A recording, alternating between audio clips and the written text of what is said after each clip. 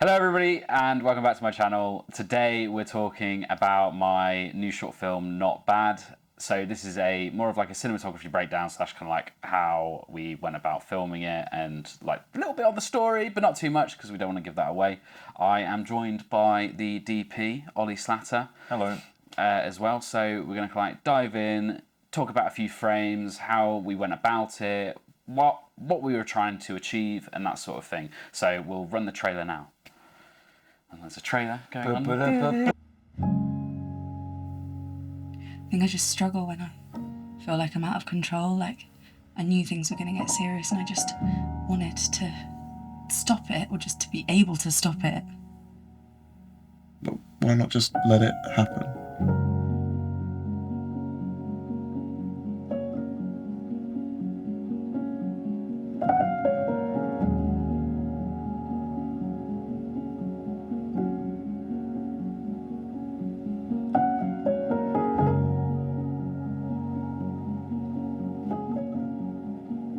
So, how have you been? Yeah, not bad.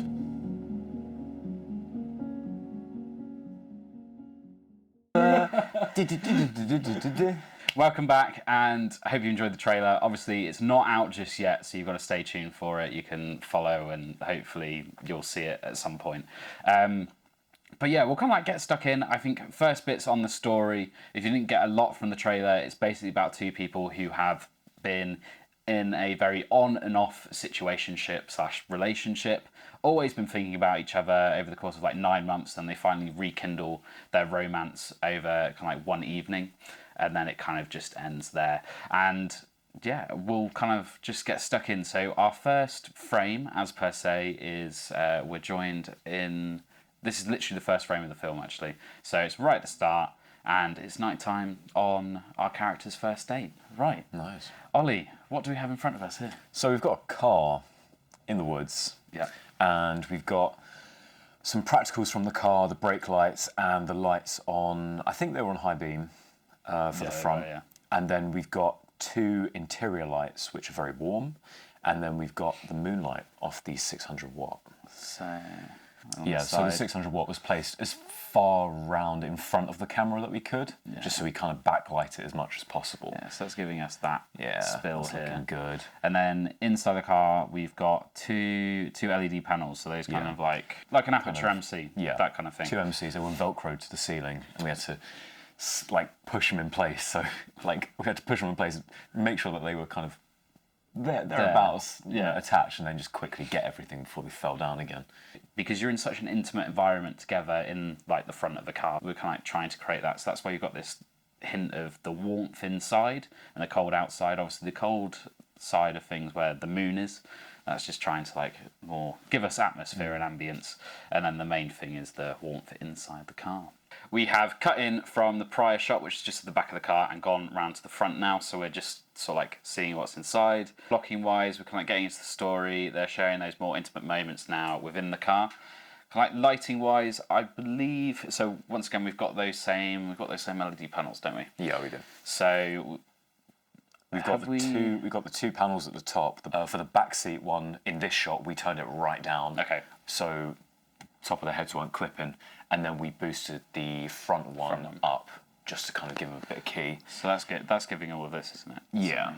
Kind of like those hot spots, but luckily it's descending really nicely into shadow. It's soft as well. It's got that warm glow. I wanted a lot of that kind of like warmly, homely feel here, because obviously they're kind of like getting really close and getting to know each other and that sort of thing. It kind of represents as well, I think, that warmly, homely feel kind of represents their relationship together, is that they both feels like home with each other. So we had a strip LED panel, and that was just 100%, I think it was 6,000 Kelvin, and that was just like 5 or 6 meters away from the car, and that was just giving us a little bit of context there and there as well. So gives you a bit more of an edge as well, kind of helping to, I think it's nice in these sorts of moments to have the details and the little things, because I mean, and we can be quite abstract in this sort of thing. We're not trying to be realistic. It is like this dream sequence, so it's got to look as abstract and fun and playful as possible,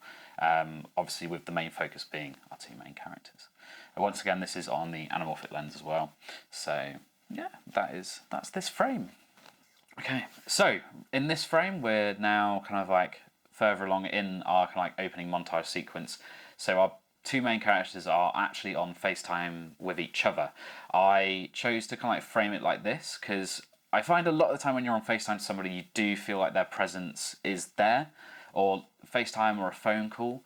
And what I really want to show is show them the metaphorical side, so as though they're both in there together, but obviously very separate. So they're both faced away, they're both heads to their phones and kind of like talking to each other, but obviously turned away from each other. So it shows that she is there, but she's not really there. Like she's not 100% present in the moment. Lighting wise, how did you want to kind of like go about and attack this scene? Because obviously in the script it's an odd one. Yeah. Kind of like how it's described. So how did you pull that out for the story? There's actually like a fair amount going on here. So let's go from left to right. So we've got the 650B outside. Yeah. Sam lives on the ground floor, so that is very ideal. That was literally on 1%, 5600, and that was just shooting into the window. A little bit of diff, and that's what kind of gives this nice little fall off there. So that's that. On the phones, I made the actors go onto Google and get a blue screen, and then turn their brightness to 100%. So whilst it was migraine inducing, it actually looked really nice. So we had them just kind of looking into this blue screen just to kind of give us a little bit of texture. It adds as a really nice key as well, just to kind of like, I think, lift the faces, because obviously the performance, especially in this shot, like we're not hearing any dialogue or anything, this is all to music, so it's really important to get those kind of like emotional moments, especially between them two. We've got practical here, and that's just literally just a bedroom light, just doing its thing, but we did stick a panel behind these boxes which kind of complements that light and motivates it a little bit. We tried to get the temperatures as similar as possible. We didn't quite make it, but close realistically enough. Speaking, though, if unless like the temperature, okay, so that you now know the temperatures aren't 100% the same thing. Yes, I'm sorry. But if we didn't tell you, you wouldn't know. Yeah. I mean, to be fair, once it's gone like a metre up the wall, maybe like it kind of falls off a little bit. In essence, it's bouncing into the wall, isn't it? So it's creating more of a booklight, which then gives us that wrap on cam and all that sort of thing. So it edges him slightly, but also adds a bit more ambience and fill. Because obviously you can see a lot of it is hitting Marianne here. It's actually falling down here into the shadow and like into these spots and onto the curtain as well.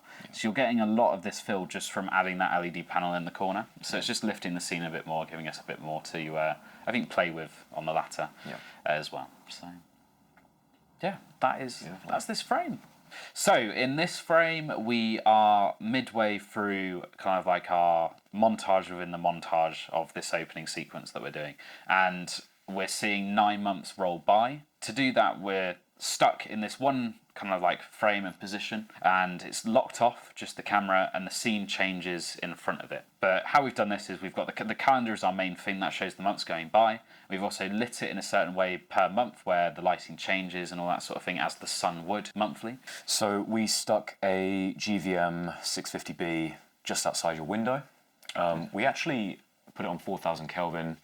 I think it was probably around 50%. We do not need that much power.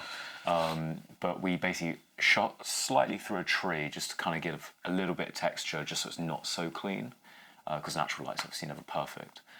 You've got a couple, shadows here. These are just from you can see the actual shape of the window from there. And then over here we just had a little panel, just nice warm panel, 3200, just kicking up, just so we have a little bit of elevation there.